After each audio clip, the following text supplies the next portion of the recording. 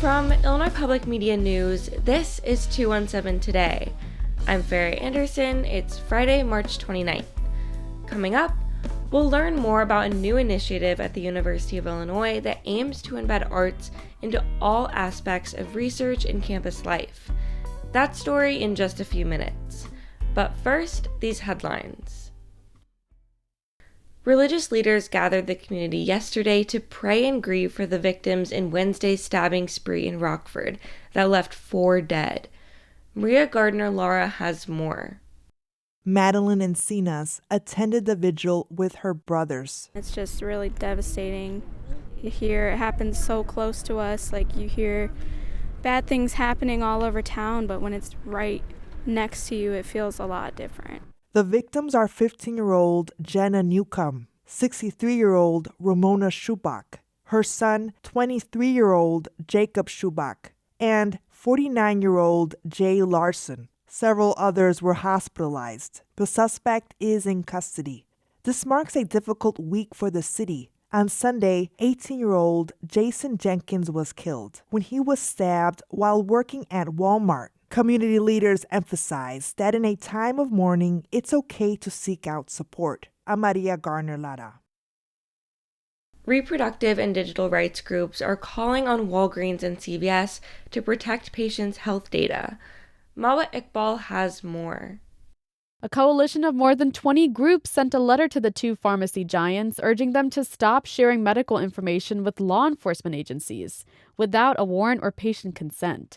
A 2023 investigation by federal lawmakers found that pharmacies are often handing over data without consulting a legal professional.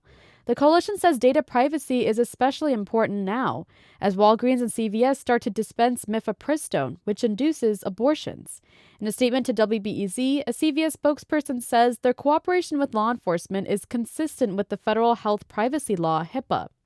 Walgreens did not return repeated requests for comment. I'm Mawa Iqbal. The conversation around giving struggling families cash with no strings attached is heading to the state. Esther Yoonji Kang reports. Illinois is exploring establishing a state board to look into the practice known as guaranteed income. Chicago and Cook County recently had pilot programs. Amaya Pawar is with the Economic Security Project. The nonprofit is an advocate of cash programs. We know cash works. We know it is a potent tool to stabilize families, to reduce poverty, to improve the social determinants of health. And so scaling the conversation statewide is important to meet the moment. Pawar says guaranteed income could fill the gaps left by traditional social safety net programs like food stamps and housing vouchers.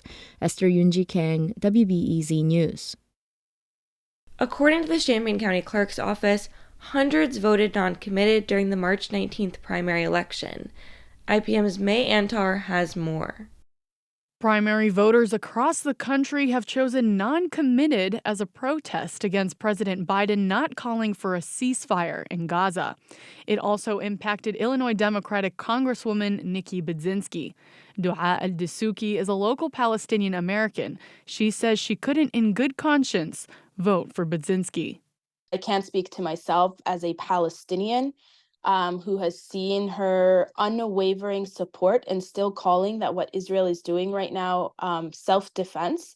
I would not be able to support her on a personal level. This comes after a meeting she and other activists had last week with the Congresswoman, urging her to support a permanent ceasefire and end U.S. military aid to Israel. As of Wednesday, 633 Champaign County voters left their ballots blank for Budzinski. May Antar, IPM News. Still to come, we'll learn more about a new initiative at the University of Illinois that aims to embed arts into all aspects of research and campus life. That story is coming up next on 217 Today. New on Masterpiece is a 3-part miniseries based on the life of 1960s actress and television presenter Nolly Gordon. Helena Bonham Carter stars as Gordon, who was beloved by viewers and admired by her co-stars, but who was a thorn in the side of some directors. When she's unexpectedly fired at the height of her career, Nolly and her fans refuse to be silent. This series explores how the establishment turns on women who refuse to conform. Friends of WILL can binge all 3 episodes starting March 17th with Passport. You're listening to 217 Today. I'm Farrah Anderson. Artists provide new and different perspectives that can change the way we think about challenges in our society. That's according to University of Illinois dance professor Cynthia Oliver. Oliver is leading a new campus-wide initiative aimed at fostering collaborations between artists and scholars in different fields. Illinois Student Newsroom Stephanie Mosqueda spoke with Cynthia Oliver about why she's working to embed arts into all aspects of the university. For years, there have been a number of us on campus who have been advocating for the arts to have a more amplified role across campus. There are plenty of people who engage artists, who use art as a method of investigation. There are brilliant, skilled artists on campus who do compelling work both on campus and off. And so many people don't know about these stories. What I'm interested in is bringing those stories to light, facilitating more collaborations between artists and other scholars, scientists, social scientists, those in the community who are interested in creative practice, as well as students. My aim is to get art everywhere. So you mentioned that you want artists and scientists to collaborate. Can you give me an example of what something like that might look like? Sure. Too often we think of art and science, and one is kind of in service of the other. I want them to meet on equal footing and to look at their respective practices with new eyes. A good example would be Deke Weaver's Cetacean, the whale project that happened within the past year. Weaver looked at sea life and what was impacting whales, the environment, mythology around whales. His partner in life and in the production did the choreography for that work and looked at, and she, Jennifer Allen, looked at movements of systems to also reflect that in the bodies that were moving in the theatrical space. There were all kinds of collaborators that brought that production to life, and over 2,000 people in our community saw it. So not only did it inspire and ignite interest in our perspective disciplines, it was to the benefit of the entire community. And that's what art does. It helps us to think differently. It broadens how we look at things, helps us ask certain kinds of questions. And that's what I want this project, this initiative to do. And you're the one leading this initiative. Can you tell me how you got involved with it? For 5 years, I was the Associate Vice Chancellor for Research in the humanities, arts, and related fields. But I also come to this as an artist. I believe that the combination of our collective talents and interests make work that is bigger than any individual one of us could imagine. And I want to help foster that on campus. So I pitched this program to the chancellor, and he was excited by it. I think it pulled on his heartstrings, and he decided to support it.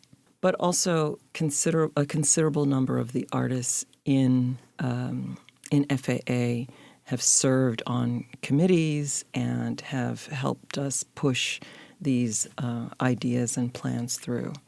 When will you know that this initiative has been successful? Like, what are some of the outcomes that you are hoping comes out of it?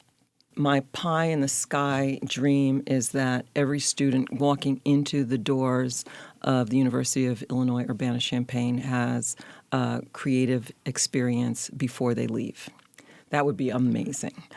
I'd like to see more collaborations across discipline. I would love for there to be the possibility of students having a major area, but also an area of arts that complement their major area, or something that allows students to have a broader experience that includes the arts in there. And then I'd love to see the community and the campus work more collectively to bring artists to campus and community, to present works together, to engage with the arts. The arts make everything better. It evokes a sense of thinking about things from someone else's perspective. And that's always important. I think we need more of that in the world right now. That's U of I dance professor Cynthia Oliver, speaking with Illinois Student Newsroom's Stephanie Mosqueda. And finally, in your forecast, meteorologist Andrew Pritchard says it'll be partly cloudy with a high of 71 degrees. That's it for today. 217 Today is produced by Stephanie Mosqueda. Reporting today contributed by Maria Gardner-Lara, Mawa Iqbal, Esther Yoonji Kang, May Antar, and Stephanie Mosqueda. Music by the Kilbourne Alley Blues Band. Reginald Hardwick is our news director. I'm Ferry Anderson. 217 Today is a production of Illinois Public Media. Thanks for listening, stay safe, and we'll talk to you again on Monday. Have a good weekend.